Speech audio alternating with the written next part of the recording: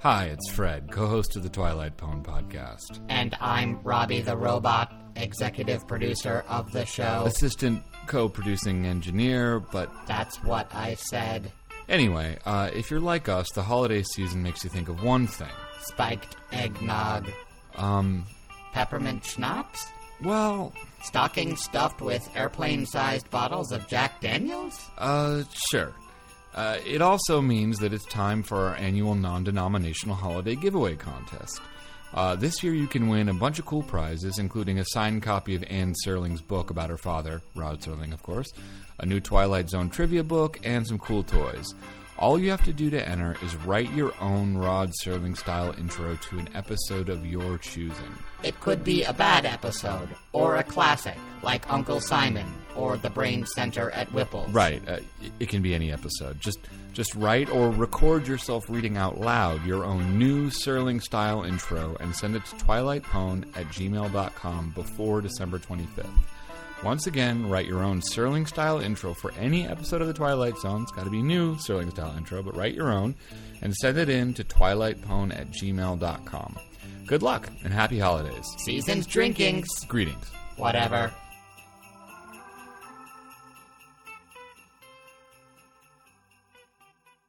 Four minutes ago, the President of the United States made the following announcement. I quote, "At 11:04 p.m. Eastern Standard Time, both our distant early warning line and ballistics early warning line reported radar evidence of unidentified flying objects flying due southeast. As of this moment, we have been unable to determine the nature of these objects, but for the time being, in the interest of national safety, we are declaring a state of yellow alert. The civil defense authorities request that if you have a shelter already prepared, go there at once. We repeat, if you're in your home, go to your prepared shelters or to your basement."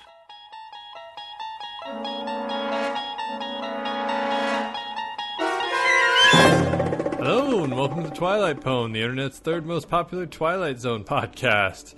My name is John. I'm joined by my co-host, Fred. Hello. Happy Thanksgiving, Fred. Our big Thanksgiving episode. Yeah. Right on time. So last week we released our episode on the 30 Fathom Grave the day before Thanksgiving. And it's a real testament to our crappiness at tying things in with holidays that we didn't even remember to make a joke about how little that ties in with Thanksgiving. Well, we recorded it like 4 days before the holiday. 5 days. Who's even thinking? Yeah, I mean, come on. That would require, like, a crazy level of foresight. Did you have a good Thanksgiving? Yeah, it was fine. We were with relatives. It was fun. Good food. Everything's good. How about you? What'd you do? Well, I went to my girlfriend's place in New Jersey. It's got funny. To hang out with some fans. Yeah, that's right. Well, my girlfriend's dad does listen to the podcast. It was kind of funny because last week we did a little bragging. We did a little roll-in.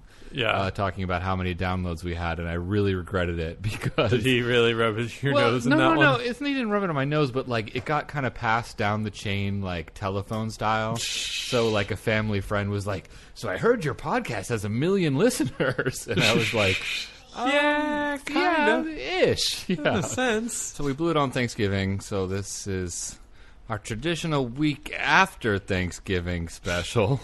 And it is kind of special because I don't even know what episode is this. It's our 130th. Right, okay. Yeah. We like to do an iconic episode every 10, and so this week we are doing The Shelter. This was a third season episode. It was the 68th of the production run. It aired originally on September 29th, 1961. What you're about to watch is a nightmare. It is not meant to be prophetic. It need not happen. It's the fervent and urgent prayer of all men of goodwill that it never shall happen. But in this place, in this moment, it does happen. This is the Twilight Zone. Cool. Mm-hmm. We like to write our own Serling-style intros. I feel like I've been kind of putting it off on you, so I'm gonna step up. Birthday scene. The suburbs. America. Presents have been opened, ties have been loosened, emotions have been repressed. It is a joyous occasion, for Dr. Stockton, the birthday man, is about to receive the best present that his birthday heart could desire. No, not Dwight D. Eisenhower's signature golf tape. No, not Steel Future's gray slacks or a Joseph McCarthy day planner. Rather, his gift is the sweet, sweet confirmation of a paranoid hoarder fantasy that pits him against a succession of increasingly ethnic neighbors. So happy birthday, Dr. Stockton. Happy birthday to you. Happy birthday, Dr. Stockton.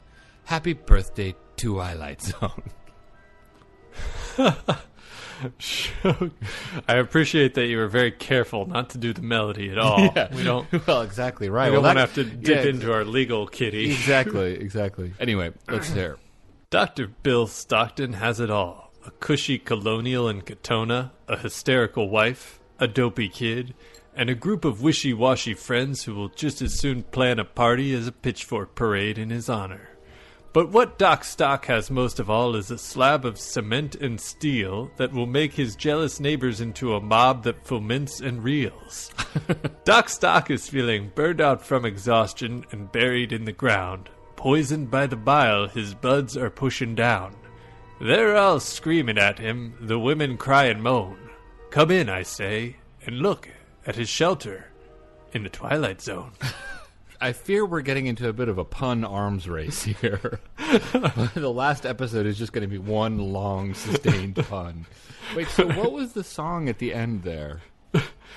Come in, she said, I'll give you a shelter from the storm. Oh, okay. Whoa, that was like Orville Redenbacher via Bob Dylan there. Yeah, my first instinct was just to do the straight-up Bob Dylan parody, and then I was like, no, dig deeper, try harder. And then I wrote like 2 lines, and I was like, I don't have anything else. Yeah. So That's amazing. I was contemplating the Rolling Stones thing, but the only line I know from that song is, ooh, I gotta get some shelter or I'm gonna fade away. And I wasn't sure I could really sustain that over the course of a Serling intro. But we've done more with less. Anyway, this is a 3rd season episode of The Twilight Zone. We are going to spoil it as we go forward, so check it out beforehand if you don't want it to be spoiled. It's available for free on Hulu to check out, and of course Netflix, and of course if you buy the Blu-rays and DVDs, you're in good shape. So we open on a suburban street. It's like the same suburban street that every episode of The Twilight Zone is filmed on. And it's night, and we're slowly sort of panning into a birthday party, and we hear an interesting musical cue.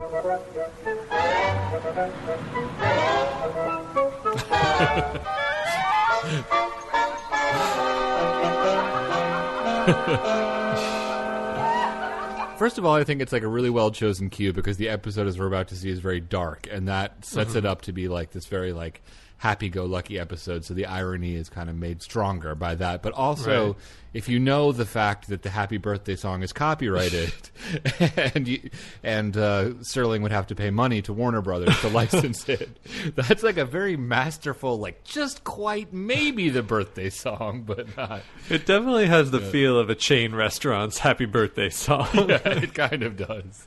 Like, how much can we get away with? I believe that actually just got sorted out. They just ruled that the copyright claims are invalid in the last couple months, actually. Yeah, no, so I know. It's crazy. Everyone, let's go crazy. Yeah, the rest of the Any podcast. listeners, let us know if you got an upcoming birthday. We're going to thumb our nose at them. Yeah, exactly. The history of the Happy Birthday copyright is kind of, you could do a whole podcast on that. It's very interesting. Right. It was written by these 2 sisters in the 19th century, Patty and Mildred J. Hill. And their song was Good Morning to All. And eventually it just became this really valuable copyright. And it's funny because it was overturned recently and everyone was really excited about that, but the people who owned the copyright was Warner Brothers, and a good friend of ours works for Warner Brothers. Oh. So I kind of wonder he like just got fired because all the birthday money just I gotta be honest with you. We only hired you because of the happy birthday money. I feel like Napster really, really put a big dent in the happy birthday money. Yeah, exactly. That was the #1 most downloaded MP3. Coldplay's Happy Birthday. Anyway, we get inside the house and a party is going. It's a bunch of drunk wasps finishing up their cake and giving speeches in honor of this of the birthday boy, Dr. Stockton. Is that his name? Yeah. It starts like on a kind of Robert Altman-y note. Like everybody's kind of talking over agreed. each other. Yeah. It has a I agreed in the past tense. I no I longer don't now. agree. I've come around, but at the time I thought you were right. Sorry. No, it's weird. The way it's shot, I couldn't quite put my finger on it, but it just doesn't feel Twilight Zone in this opening thing. It just feels much more naturalistic. It just has a cinema verite or like a realism to this party that is like, whoa, I believe this is just a bunch of people hanging out having a party. I am on board for the cake. That is real cake. No, you're right. I think it's basically just people talking over each other, and It's kind of funny, and like somehow the dialogue, just everything about it, Yeah. it feels, it has a very, very authentic touch in this, which sometimes, like the people sitting around Yeah. discussing how they're going to like raise all their children mute Yeah. didn't have that same. how sad is it that we're like, I believed in the birthday party. High praise. But it's funny, like I just watched over the weekend the movie The Candidate. It's a 70s movie with Robert Redford. I know of it. I haven't seen that one. It's fine. It's relatively good, but you just realize what a cliche it became in 70s movies to have the characters all talking over each other. Right. They were all trying to like out Altman each other. Right. Like, you kind of get to the end of the movie and you're like, I didn't understand a single word of that. I like some of the Altman movies I've seen quite a bit, and there's one or two where I'm like, I just can't follow it. Like, I don't understand Yeah. what's happening. I know this is artistic and good, but I don't know what it is. I can't hear it. So. Back to the very realistic party. We find out that the good Dr. Stockton has a bomb shelter, which is a piece of information that's revealed in a birthday toast. A classic topic for a birthday toast. But they made it seem realistic. I Yeah, could see no, I know, ribbing someone for like, his silly quixotic thing Yeah. that they're doing. Yeah. They spliced it it interwove reasonably. No, it is true. For a moment, it was kind of like, for he's a jolly good fellow with a bomb shelter in his, like. Yeah, totally. But no, they pulled it off relatively well. And in the midst of all of this carrying on, a very well-groomed teen interrupts the party to announce that there's been an announcement on the radio about a bomb threat. Right. Did you notice the teen Paul doesn't really seem to know what to do with his hands? Yeah. He just really has a young actor's, could you just lop these off for me? I'd be much more comfortable. Yeah. They're kind of hovering on around his hips, but he didn't want to look authoritative, so they're just kind of drifting right above his hips. Yeah, like you kind of get the feeling that if he had belt loops, his thumbs would definitely be hooked in them. He's wearing like a smoking jacket. We're clear it's his son. It may well be his grandpa or dad who lives there. It just kind of seems like a rent-a-teen. Like it seems very much like a professional 50s teen. Right. Anyway, he calls them all in to listen to this broadcast. We actually used it as the intro. Oh, okay. The president has announced that there's these unidentified flying objects that might be fighter jets or bombs. So everybody's advised to get into their bomb shelter. I did edit the intro a little bit. It says if you don't have one, then just gather supplies and, good luck, more or less. Your ass is grass. This is President Twilight Zone signing off. One thing I thought was interesting was that they were broadcasting on something called Conelrad. Did you catch that? I heard the term. I just assumed it was like the emergency broadcast network of the time or the like fictional equivalent of it. Yeah, no, it was a real thing. It was like during the event of an enemy attack, it was allowed to allow continuous broadcast without like. The idea was that it was protected so bombers couldn't overhear it or something like that. I'd never heard of it. It was just kind of an interesting little Wikipedia deep dive. Was replaced by the emergency broadcast system, which was later replaced by the emergency alert system. So I'm a little out of date. Yeah, which has now just been replaced by like random texts on your phone. This is going to make me sound even more pretentious than I already do. But I was at a Q&A at the Metropolitan Museum of Art. And, there was an avant-garde... I was eating a sloppy Joe with a steelworker, Fred. Yeah. I was in the back of a red pickup truck on the way to a local wrestling match. Go on with your story. When I stood up and my coattails were stuck in the seat. Anyway, it was like a Q&A, and in the middle of it there was a storm warning, and everybody's phone went... It was a kind of weird, surreal moment, but... Yeah, anyway, so that was like the primitive version of that noise on your iPhone. And anyway, when they listen to that, and obviously that, brings the party down a notch. So yeah, and then we go to commercial, and when we get back, we get a shot outside on the street that kind of looks like the moment in a teen movie when someone calls the cops and everyone like starts running out of the party. It reminded me of Can't Hardly Wait. Then we get Serling's intro, and I don't know if you noticed this, but... It was like the worst whip pan yet. Well, it was weak because where he landed, the landing had no relation to where it started, so it made it look pretty weak. They're out on this, street at night, and they whip pan, and he's standing, on a blank backdrop with like a a flower pot next to him to evoke outside. Yeah, they whip around and he's just like on the Western set.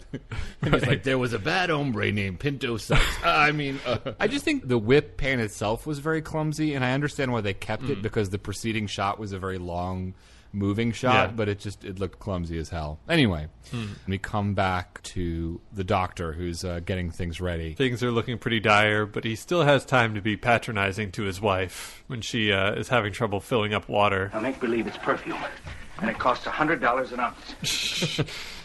It's like, honey, just pretend it's perfume and think about this as a big shopping trip with your gal pals. It's Black Friday and our shelter is Macy's. Pretty soon everybody else is going to be trying to get in on the sale. Good stuff. Hashtag 1961 or whatever. Yeah, I really like their kid, Paul. He very much is like their employee, not their son. And they also seem too old. I mean, I guess, how old are they and how old is he? The father seems maybe a touch old, but I wouldn't say it's like out of the realm of possibility. I guess what throws you off is you think in this era people had kids younger, but they look more like if someone today had a teenager, they'd maybe be the doc's age. Yeah. So they're filling up these mason jars full of water, and then the water runs out really quickly, and they run down to the shelter. It gets very serious and very, tense pretty very frenzied quickly. Pretty quick, yeah. Did you notice how the wife is, like, really focused on this weird little kangaroo toy? No, I didn't notice that. They're giving her, like, a little prop to, like, fret over as she discusses their fate. Right. And it's a little porcelain kangaroo.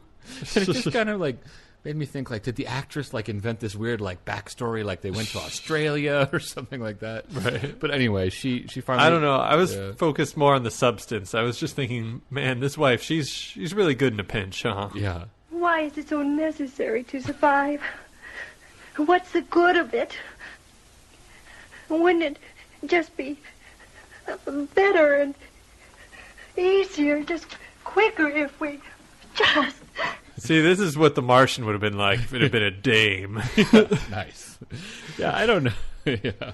It just gets very, like, existential, kind of Nietzschean, Well, yeah, I mean, I don't know. I just feel like this would have been a conversation they might have had since he invested so much time and effort in a bomb shelter. But she's just like, the first time they get a chance to take her out for a spin, she's like, shouldn't we just all die? Yeah. She, like, packed like a black beret down in the shelter. Right. Plenty of galois. I kind of liked that moment. Probably she never, like, verbalized that thought until now, but because this is an extreme circumstance, it's bringing that thought out in her. To, like, leap forward into some trivia, her viewpoint sounds like it's relatively closely aligned to Serling's own viewpoint. I think he was interviewed after the episode or something about whether he ever thought about building a bomb shelter in his own house, and it seemed like he kind of was of the ilk of, well, if everyone else is going to die, like, I'm not really sure it'll be that fun for survivors, so what's the point? Yeah.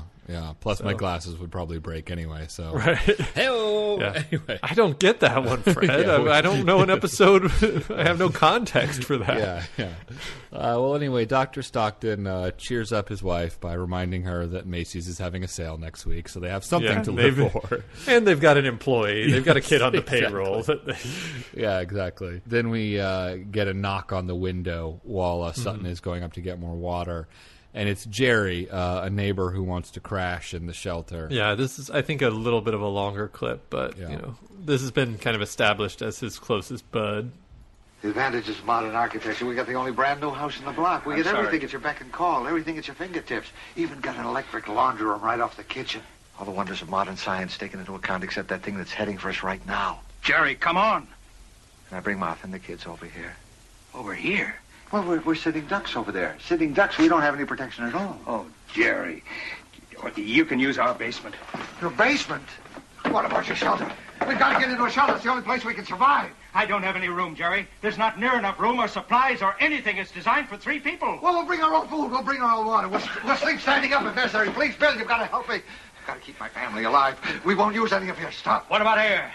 That's a 10-by-10 room, Jerry, with an air filter designed to supply 3 people. Will you bring your own air? Well, just give us a chance. No. 48 hours, Bill, then we'll get out. When that door gets closed and locked, it stays closed and locked, Jerry. There'll be radiation and heaven knows what else. Oh, I'm sorry, Jerry. As God is my witness, I am sorry. But I built that for my family. Well, what about mine? What do we do? Just lock on the front porch and we're to Chris? That's no concern of mine. Right now, at this given moment, it's my family I have to worry about. Do you think I'm going to stand by and watch my wife and children die in agony? I'm not going to do it. You understand, Bill? I'm not going to do it. Happy birthday. I thought it worked when you watch the whole, but it maybe comes off a bit overdone and shrill when it's just the audio. Yeah, I mean, they're really kind of like barking Serling dialogue at each other. I mean, it's actually not. I mean, all things being equal, it's not that crazy Serling-y, but I think it's just this really crazy rapid acceleration to flat out panic, which I guess, Yeah, well, if the bomb's going to land in like 10 minutes, no, it's true. You don't have a lot of time to to wind up to it. Nuance it, ratchet it up. Yeah. Anyway, the next neighbor arrives. It's mustache neighbor, Marty. And this one's got a baby. So that's even more reason to let him into the shelter. Bill, it's Marty. Please let us in, Bill. Marty, I would if I could. Do you understand? I swear to you I would.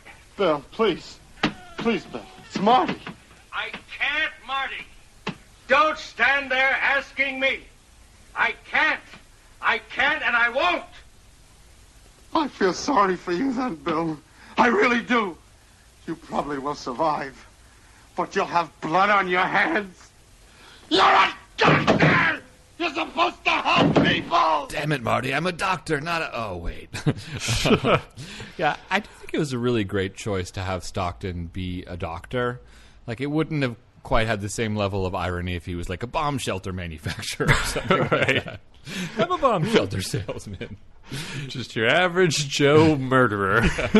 No, but just, the fact that he's the one who's like supposed to help everybody in the neighborhood, but he's the one kind of pushed into this terrible choice. Yeah, I don't know if it's like the touch of Asperger's-y in me or whatever, but I'm just in there thinking like, oh, BS. Like, doctor, he's supposed to help you if you got like an appendectomy you need done. It doesn't mean he's got to like change the tire in your car or let him in your bomb shelter. Like, those are unrelated things. You're confusing the issue. I'm really surprised that those lines didn't make it into the final episode, John.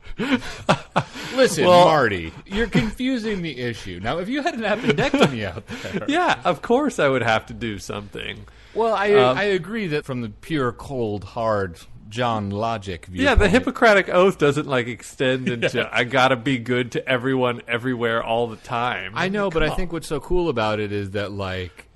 It still has an emotional resonance. You know what I mean? No, it does. Like, but it's cheap. He's playing a cheap card. Well, but that fits in with the character because he's like Marty is desperate. You know what I mean? And I think that like, well, sure, but so it still. Like, wait, are you saying that just like from the viewpoint of like that's not fair, or are you saying it like you think I'm it's just a bad saying character it wouldn't choice? impress me as Doc Stockton. I'd be like, yeah, whatever. All this really made me think of is the importance of soundproofing your shelter. Yes, exactly. How crazy would it be if like you heard all the like the episode was just like the neighbors yelling and then it periodically cut to inside the shelter. They're just listening to his new Perry Cuomo record. It's not Perry Cuomo, John. It's Perry Como. Cuomo. The next neighbors show up. This new neighbor, he kind of looked to me like an older, like drug-ravaged Rod Serling, like a kind of beatnik Rod Serling strung out on heroin. Do you know what I mean? I don't know about that. I kind of can tell what you're saying. But, yeah, I don't know. Anyway, he arrives and he's kind of like he's like the DeCruz, the hothead of the of the neighbors, and they're all standing around in the Stocktons' living room getting about the fact that they're locked their shelter up, and heroin Rod Serling wants to break in, and they're like yelling about these plans. Why don't we get some kind of battering ram? Yeah, we could go over to Bennett Avenue. Phil Klein has some heavy pipe in his basement. I've seen it. No. That would get him into the act, too. And who cares about saving him? No. If we do that, we'd let all those people know that we have a shelter on our street. We'd have a whole mob to contend with, a whole bunch of strangers. Sure, what right have they got to come over here? This isn't their street. This isn't their shelter. Oh, this is our shelter. And on the next street, that's another country. Patronize home industries. You idiots, you fools, you're insane, all of you. Maybe you don't want to live, Jerry. Maybe you don't care. Believe me, I care. I want to see the morning sun come up, too. But you're acting like a mob, and a mob doesn't have any brains. You're proving it by what you're doing. I just had this kind of recurring thing where, like, the episode kept it would get up to something and I'd be like, oh yeah, that's kind of interesting, and like, oh, I see what they're teasing, and then there would be more dialogue and they just start punching things in the nose and really hammering it home, and I'd be like, oh, okay, I got it. Wait, like, which part? Like when they're saying, oh, let's go get a battering ram. Oh, wait, no, we don't want them to know about it. You know, this is our thing. It's like, oh, okay, that's kind of interesting how, like, you know, society's collapsed so far that, like, it's now street by street. But then suddenly there's a character who's like, you fools, you think your street is your own country. You're like, it's like, okay, now you're underlining what I was already getting. Yeah. Like, I feel like there were a lot of moments like that. Yeah, But I mean, we'll see more. It's a little on the nose, but I just think like the frenzied nature of the episode goes a long way towards like carrying that. You know what I mean? Mm-hmm. Like I feel like if it was a little bit like slower and sure, you know, he was like no, you know, then I would kind of have more of a chance to think about how that's a little too on the nose. But just something about like the emotional like fever pitch of it. Like, sure. I think it lets a lot of that stuff pass a little bit, especially because like even though that guy says that now, like 5 minutes later he helps out with the battering ram. You know what I mean? Which I think actually is one of the weaker, doesn't make much sense. Because that guy makes the point that if we batter down the door, then everyone dies. That's kind of stupid and pointless. And then minutes later, he's part of the one leading the charge. So I thought that was actually like a total mistake. You're just too logical. Like, the point of this episode is that fear makes people like go crazy and like lose their principles. And I feel like I disagree, Captain. Yeah, I can't talk about this episode with a Vulcan. I get what you're saying. From the cold logic perspective, I think that's weak. But I think that it's all the more ironic that it was the guy who was like, you know, making this big, like, impassioned stance is, like, 5 minutes later leading the battering ram charge. And I actually do think that that's not crazy unrealistic. Okay, maybe other people would do it. I know I would move on. What would you do? Well, you would be in your own soundproof shelter at this point, so... Well, there's that. Just cut to John. But... long and tan and thin and lovely. There's all this Steelers stuff up in your shelter. I mean, I don't want to die or anything, but I'm not going to, like, knock down a door and then, like, they're like, you have blood on your hands. I think you would have blood on your hands if you smashed down a door. And, like, at least those people had some little glimmer of hope. Yeah. I don't know. I hear you. One thing I wanted to mention before we move on, though, is one of my favorite things we've seen so far, which is, like, in the middle of all of this, like, adults yelling at each other and stuff, there's a weird insert shot of the kids, like, eating the birthday cake. Did you see that? Yeah, I did actually like that moment a lot. It just felt like little really true and weird and interesting. Yeah, like, the kids are kind of, like, not following along with what all the parents are doing. They just want the cake. Yeah, something was, like, so, I don't know, like, poignant about it, too. Like, and I weirdly feel like it kind of, like, ties into, like, the sort of overall meaning of the episode, where it's like you've got these adults who are like being very serious and driving each other crazy, but I don't want to spoil the end, but at the end, you know, maybe they were the childish ones, you know. I don't know, something about that shot just really resonated. Yeah, I did like that part. Yeah, let's move on. Heroin Serling decides he's gonna damn it all to hell and break in through the battering ram. Actually, you know, we did jump over the attacking the mustache neighbor for being a foreigner. Did you catch that? Well, yeah, they were painting him as, like, kind of an other slightly, and then I just felt like the, heroin Serling kind of ended up underlining it all really heavily. But I don't know. I guess it's just more of that people stop being polite and start getting real when the bombs are flying. Yeah. So, heroin Serling, after taking that brief break to be a racist, decides to be violent by running to go grab this length of pipe from a neighbor's basement and using it as a battering ram. And they organize a nice, sweaty little mob. The beginning of the sweaty mob is Heroin Serling punching the immigrant. But anyway, once that's taken care of, they kind of like trash the house on their way through. It's kind of cool and visceral. They just like knock over the birthday cake table, and they start battering at the door of the shelter. And finally, they break through. And just as everything's at a fever pitch and it's reached a climax, they break through, and we hear a radio announcement on Conelrad. The President of the United States has just announced that the previously unidentified objects have now been definitely ascertained as being satellites. Repeat, there are no enemy missiles approaching. Repeat, there are no enemy missiles approaching. The objects have been identified as satellites. They are harmless, and we are in no danger. The state of emergency has officially been called off. We are in no danger. Repeat, there is no enemy attack. Thank God. I just love that. The president has announced my bust, y'all. Back to your birthday cake, ladies and gentlemen. Right. Everyone just starts laughing. Yeah, exactly. And then, like, oops. They all, like, hug, and it's like, da-da-da-da-da-da. Yeah, everybody calms down a little bit. Heroin Serling tries to apologize to the immigrants, and everybody's kind of trying to pretend like it never happened. They're going to throw, like, a block party, and Dr. Stockton stumbles out of the bomb shelter to deliver the coup de grace line. I told you we'd pay for the damages, Bill. Damages? I wonder if any one of us has any idea what those damages really are. Maybe one of them is finding out what we're really like when we're normal. The kind of people we are, just underneath the skin. I mean all of us. A lot of naked, wild animals who put such a price on staying alive that they'll claw their neighbors to death just for the privilege. We were spared a bomb tonight, but I wonder if we weren't destroyed, even without it.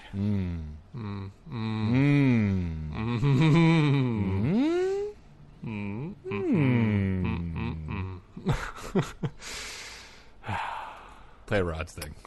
Okay. No moral, no message, no prophetic tract.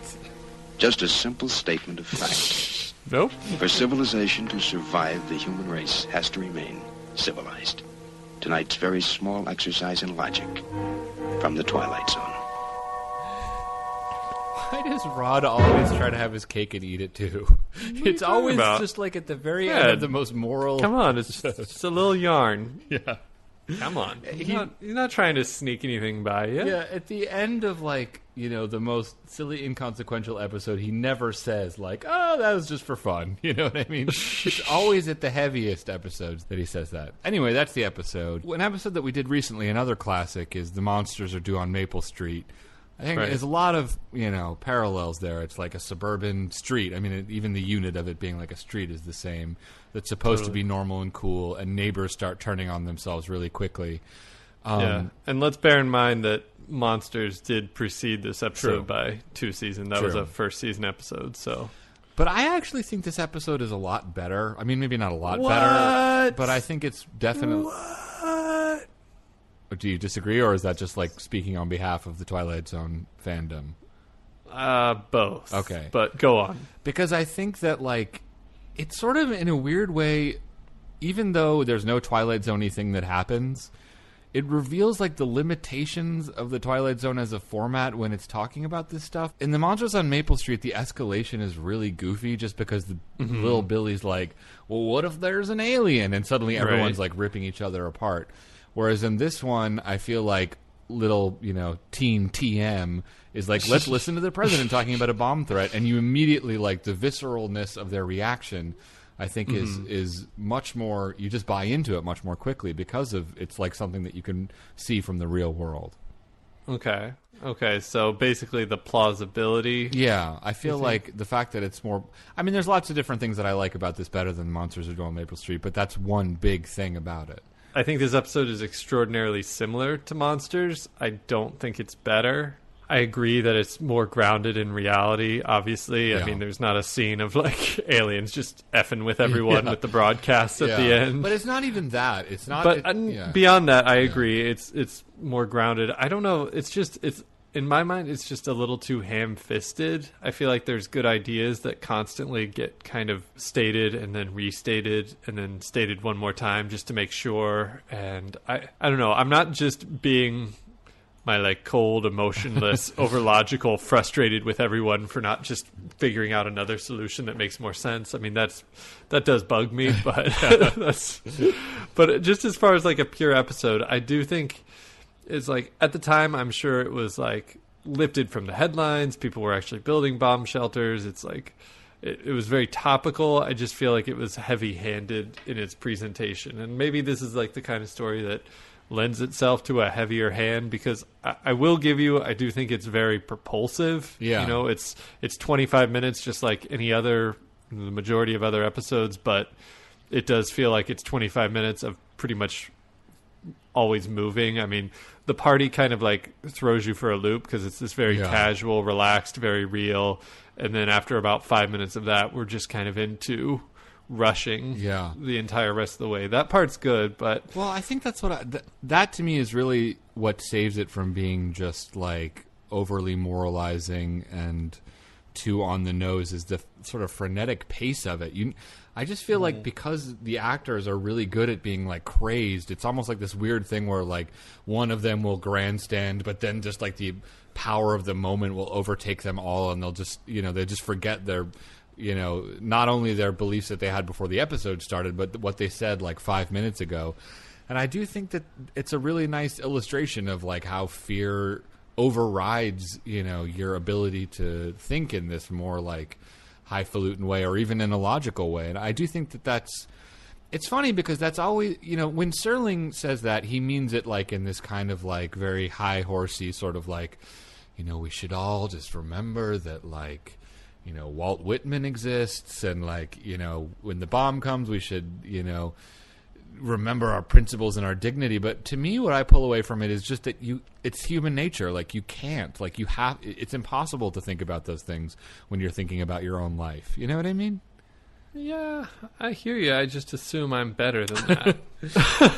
Have you ever been in like a life-threatening situation? Or no, I've been very fortunate to not have to do that. But we agree about the pace in general. Yeah. I just feel like the substance that's pushing it along, if you stop and examine it, is a little flimsier. Like, I don't know if I necessarily buy that like society collapses that quickly in the way the thesis is, and then just the way it kind of overall collapses from like we're turning on the guy who we just loved and we're going to smash down his door, and my racism's going to show through, and I hate the people on the next street. I don't know. No, I mean, it's I get it, but and I get that it's like it's 30 minutes, not allegorical. Yeah, but I get that they're heightening and everything, but it just it strikes me as a good episode. The pace is great. The performances are not like they're none of them are noticeably bad, but I don't know if I'm like won over by them per se. There's just like there's so much frenetic like screaming that it's hard to like get a lot of nuance out of it. I mean, I feel like at the end when the doctor has to have his turn, he has to do some different choices, but he doesn't really win me over a ton. Like he's kind of self-deprecating and like friendly at the beginning, but then he has to go just very cold because he doesn't want to engage people emotionally. He just wants to like get in the shelter and not be suckered in or whatever. And then at the end he's got to be like broken and what have I wrought? And I don't know. I'm not sure if it's the dialogue that's sticking in my craw or if the actor's maybe not just selling it as well as I would like. But his main acting technique was to like bulge his eyeballs out of his skull. Right.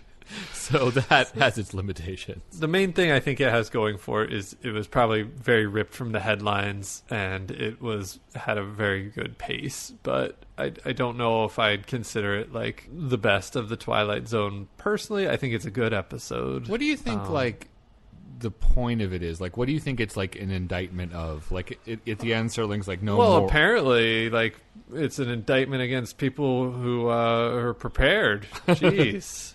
Well, but if Doc had just been like one of the grasshopper dancing around, he and the other grasshoppers would have had a good old time picking on some other ant. Jeez. But seriously, what do you think? No, do you think the episode is like against the doctor, against the neighbors? Is it against the Cold War in general? Like, what is it like?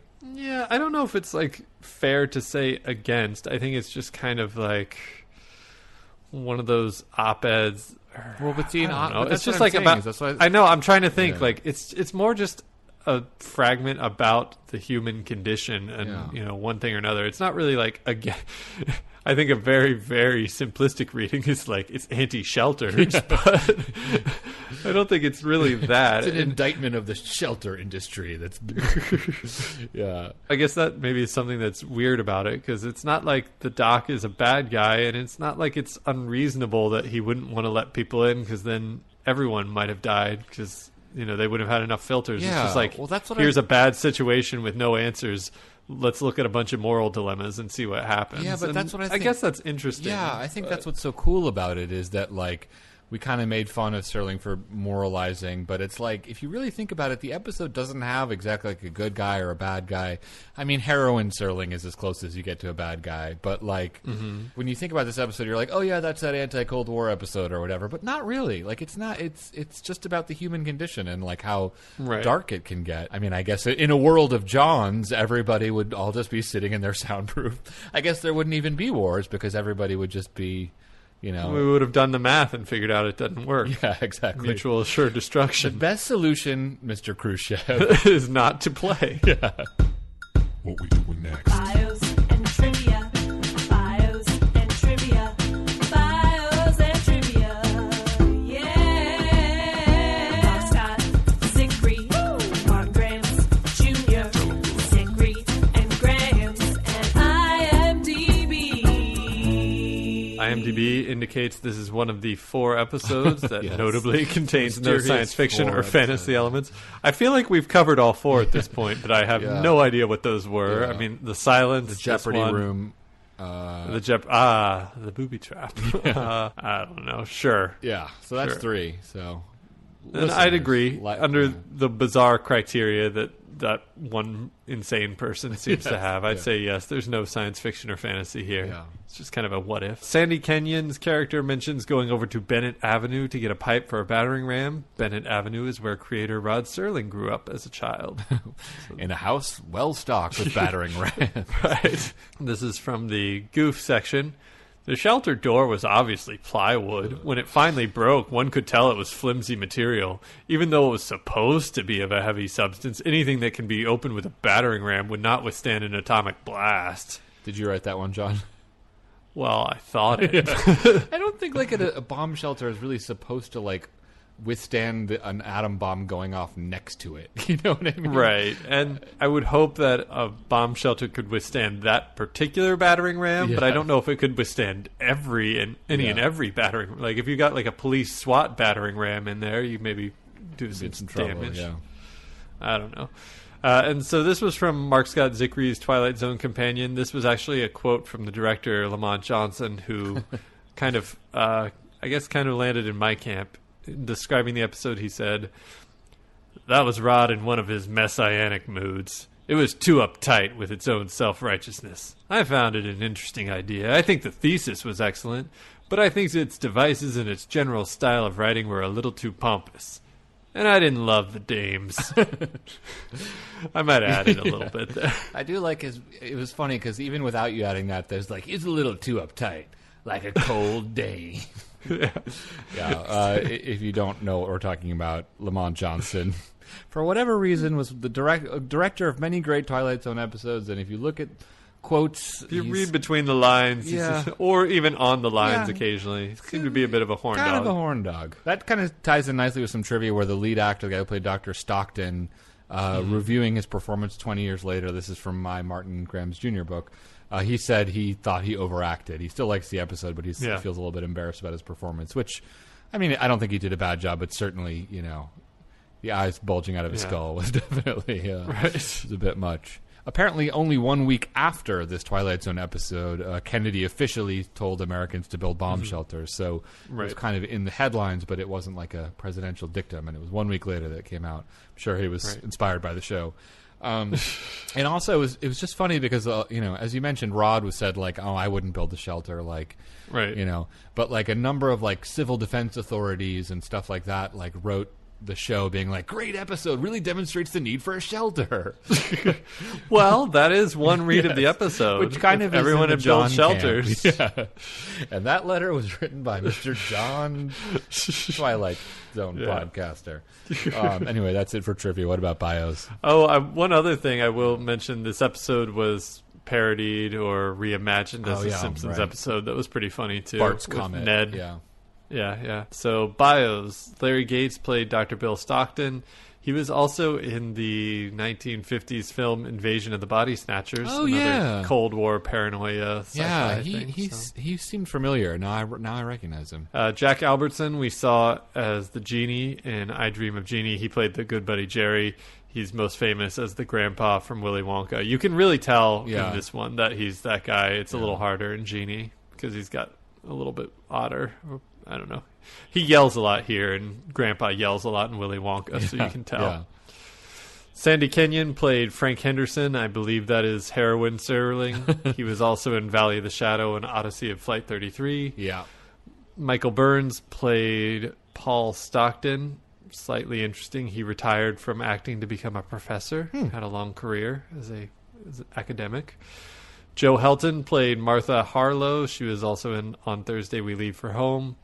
Mary Gregory played Mrs. Henderson. She was also in The Lateness of the Hours and The Monsters Are Due on Maple Street. Oh, so both Paranoia episodes.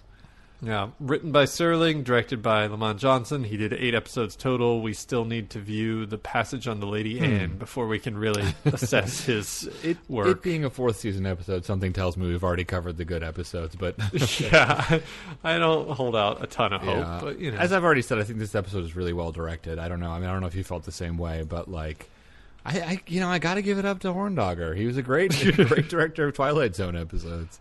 Especially that I don't know what it is about that first 5 minutes, it's very but good. it feels I like agree. nothing like most of the rest of the series. It just he somehow captured lightning in a bottle with all of them. Yeah, and like maybe he made them all like spend 2 weeks together in rehearsals so they'd really feel natural. As I did notice dining from the Graham's companions. book that they did have like a dress rehearsal for it, so maybe that's uncommon in TV. I don't know, but I that don't kid eating cake insert shot, Yeah. pure Horndog genius. Anyway, Unfortunately, we don't have a Mystery Science Theater connection this week. so but we do have an IMDb rating, which was 8.7, which puts it in the upper echelons of the Twilight Zone on IMDb. Yeah, I mean, I understand all your concerns about it being a little preachy.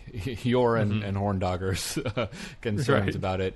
To me, I just think that like the frenetic pace gives it like a different meaning in a weird way. And I know this isn't what Serling intended, but it gives it this like kind of layer of meaning of like, yes, we all have our like preachy anti-mob mentality stuff, but when the chips are on the table, we are kind of all like animals, and that just sucks and it's unfortunate, but it's true. And I think that I love the pace of it. I love the way it's made. I love how energetic it is. And all of those small moments, those Lamont Johnson moments we've been talking about. It's definitely like not an episode that I love to watch because it's just kind of like intense, and the whole time you're like, stop yelling. Yeah. It is different than most Twilight Zone episodes, even more so than some of the other ones that don't have like a supernatural element. But it really is something that could have been on another show and has a very kind of like, well, what if, as opposed to like this mystical thing that, you know, really does make the best Twilight Zone episodes great. So for me, it's like really up there, but not quite to the 10 level. So I'm going to say 9. Well, will you still say 9 if I remind you that you said The Monsters Are Due on Maple Street was a 9? Okay, I'll say 9+. Okay, good. Very, very... safe by a whisker. Very technical. 9+. Cool. All right. I've kind of said what I have to say. I guess I don't have like a great explanation. I do think it's a well-made episode. I think maybe this is one where directing it shines through a little more than some of the others because I definitely agree on the pace. It raises interesting questions and it doesn't give answers, and normally that's something that I think we both enjoy and appreciate.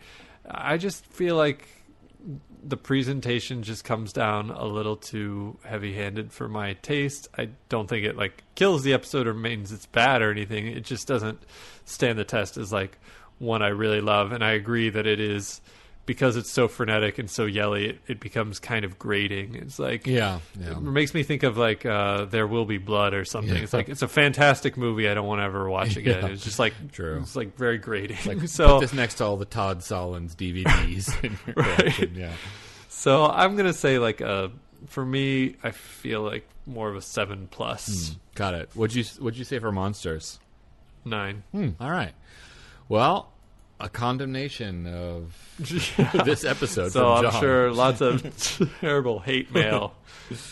I gave it the plus. I gave it a plus, guys. But that wraps it up for The Shelter, which was requested by a few people. Who are they? Yeah, they'd stacked up.